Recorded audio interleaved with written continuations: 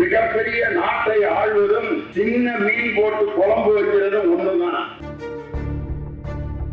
கிண்டிக்கிட்டே இருக்கக்கூடாது, மீன் உடஞ்சிடும். இன்னைக்கு இந்திய பிரதமர் நரேந்திர மோடி சின்ன மீனை வைத்து குழம்பு வைக்க தெரியாமல் கிண்டிக் கொண்டே இருப்பதால் மீன்கள் எல்லாம் துண்டாகி போய் கொண்டிருக்கின்றன. அகிலாமுல்லா அருத்தன் ஆதி பகவான் முருகே உருகு இதே மாதிரிதான் எல்லாம் சிரிப்பாங்க, கைதுவாங்க. லாவோக்ஸ் என்ற ஒரு மிகப்பெரிய சீன அறிஞன் சொன்னான், மிகப்பெரிய நாட்டை ஆள்வதும் சின்ன மீன் போட்டு குழம்பு வைக்கிறதும் ஒண்ணுதான். கிண்டிக்கிட்டே இருக்கக்கூடாது, மீன் உடஞ்சிடும். பெரிய நாட்டை ஆள்வதும் சிறிய மீனை வைத்து குழம்பு வைப்பதும் ஒன்றுதான். கிண்டுனா மீன் உடஞ்சிடும். இன்னைக்கு இந்திய பிரதமர் நரேந்திர மோடி சின்ன மீனை வைத்து குழம்பு வைக்க தெரியாமல் கிண்டிக் கொண்டே இருப்பதால் மீன்கள் எல்லாம் துண்டாகி போய் கொண்டிருக்கின்றன. இதை மாற்றுகின்ற சக்தி எங்கள் தங்க தளபதியின் ஆலோசனையில் உருவாக்கப்பட்டிருக்கும் இந்தியா கூட்டணி தான் நாளை இந்தியாவில் ஒரு மிகப்பெரிய மாற்றத்தை உண்டாக்க போகிறது.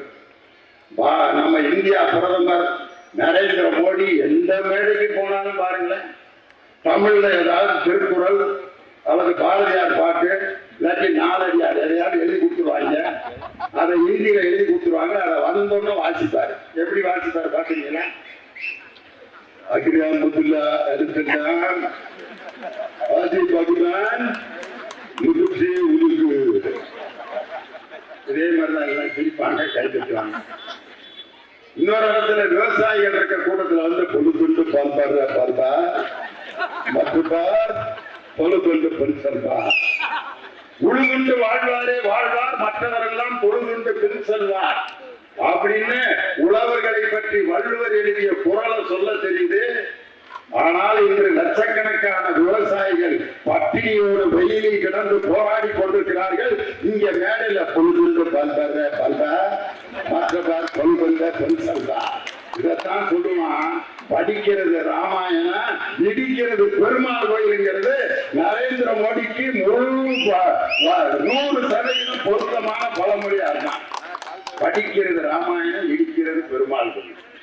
இன்னொரு இடத்துல வந்து பாத்தீங்கன்னா பாரதியார் பாட்டு சொல்றாரு, ஆயுதாம சாப்பம் காக்கைதாம் சாப்பம் அல்லகள் பாப்பா கல்வை சாலைகள் பாப்போம் ஒன்மகள் சொல்பம் நன்மகள் சொல்பம். பாரதியார் கண்ணீர் விட்டு அழுகிறார். உங்களை யாருக்கு இந்த வேலையெல்லாம் பார்க்க சொன்னது? நாங்க பேசிட்டு இருக்கேன், இதுதானே எங்க வேலை. இந்த கூட்டத்துல நான் நடந்து வரும்போது ஒரு வயசான அம்மா என்னை இப்படியே பார்த்துட்டு, டிவியில பார்த்தா கிழமை மாதிரி இருக்காங்க, நேரில் அழகா இருக்காங்க. அந்த அம்மாவுக்கு இது தேவையில்லாத ஆராய்ச்சி. நான் எப்படி இருந்தா அந்த அம்மாவுக்கு 5 பிரயோஜனப்பட போறேன்னா, ஆனா அந்த அம்மா மனசுல இருக்கிற வஞ்சகம்னு சொல்லிச்சு. டிவியில கிழமை மாதிரி இருக்கானா, நேரில் அழகா இருக்காங்க. டிவியில ஏன் கிழமை மாதிரி இருக்கானா, பவுடரை போட்டு லைட்டா போட்டு உட்கார வச்சிருக்கான். அங்க யார போய் உட்கார வச்சாலும் கிழவனை ஆக்கிடுவாங்க. இங்க நான் அழகா இருக்கிறதுக்கு வேற ஒன்றும் காரணமும் இல்ல. நாம் நின்று கொண்டிருப்பது சமூக நீதி, பகுத்தறிவு, சமத்துவத்தை வெளிப்படுத்தும் திராவிட முன்னேற்ற கழகத்தின் வேலை. இந்த கருப்பு சிவப்பு கொடி போட்டிருக்கும் இந்த மேடையில் யார் நின்றாலும் அழகாகத்தான் தெரிவார். திருச்சி விமான நிலையத்தை தொடங்கி வைத்தார். ஒரு ஜோசியக்காரன் சொல்லியிருக்கான், கீழிருந்து மேல போற மாதிரி ஏதாவது ஒரு விஷயத்தை நீங்க ஜனவரியில ஸ்டார்ட் பண்ணுங்க, அப்பதான் நீங்க இந்த வருஷம் ஜெயிப்பீங்கன்னு போட்டு விட்டான். இந்த மாதிரி போட்டு விடுறதுக்கு தான் பல பேர் இருக்காங்க. நீங்க பாத்ரூம வடமேற்கு மூலையில கட்டலன்னா பெரிய உயிருக்கு ஆபத்து போயிட்டேன். பாத்ரூம் கட்டுறதுக்கு வீட்டுல இருக்க கிழவனுக்கு ஏதாவது சம்பந்தம் இருக்கா? இது மாதிரி சொல்லிட்டாங்க. விமான நிலையத்தை தொடங்கி வைக்க வந்துட்டார். வந்து என்ன சொன்னார் பாத்தீங்களா? This is the first function for me in this year 2034. My first function is in Tamil Nadu. அவருடைய முதல் நிகழ்ச்சி தமிழ்நாட்டில் அப்படின்னு ஒரு வார்த்தை ஒன்று சொன்னார் பாத்தீங்களா? பேச்சு முழுவதும் Tamil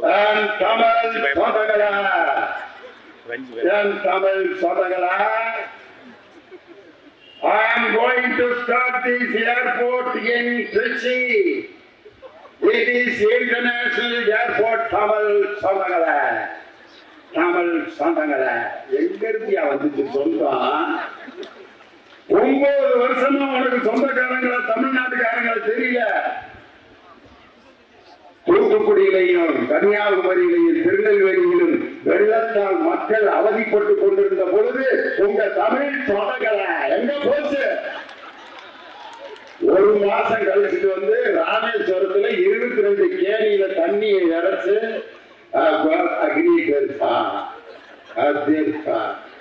தீர்த்தா 22 வாயில தண்ணீருக்கு தலையில ஊத்துனா இங்க இருக்கிற மக்களுடைய பிரச்சனை தீர்ந்துருமா?